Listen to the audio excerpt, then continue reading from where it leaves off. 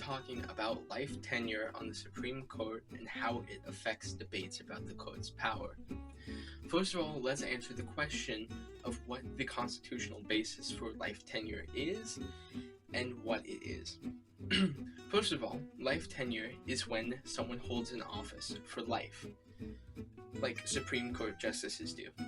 Now let's answer the other part of that question.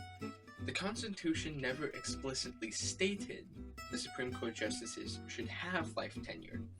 Instead, it says that they shall hold their offices during good behavior, which to me sounds nothing like they should hold the office for as long as they live, but rather as long as people approve of them, which approval for the Supreme Court has gone down in recent years.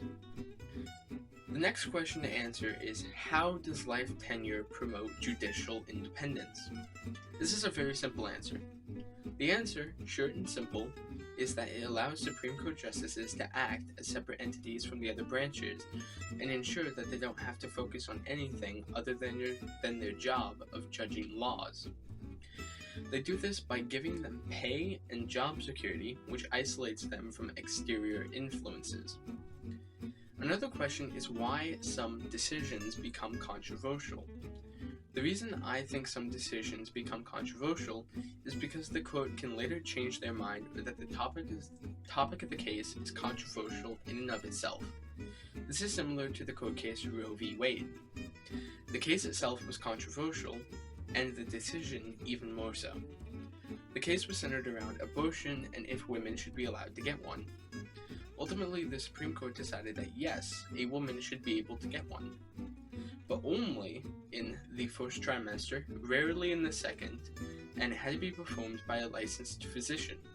Obviously, lots of people disliked the decision, while others praised it.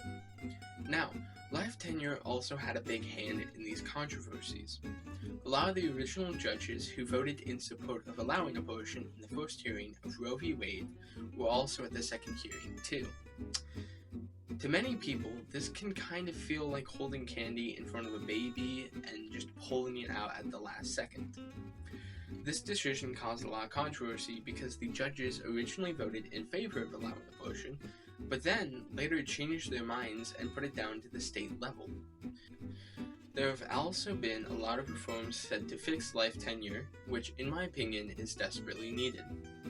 People naturally change their minds and lose some mental capacity as they age. Allowing someone to work in one position from their 30s to their 90s is a recipe for bad decisions. Some proposals for modifications to the Supreme Court are putting in an age limit, a term limit, or changing the size of the Supreme Court. In conclusion, to give an even better answer to the original question of how life tenure shapes debates on the Supreme Court's power, it shapes debates by making the court feel too isolated from the public, which leads to them having too much power without democratic accountability.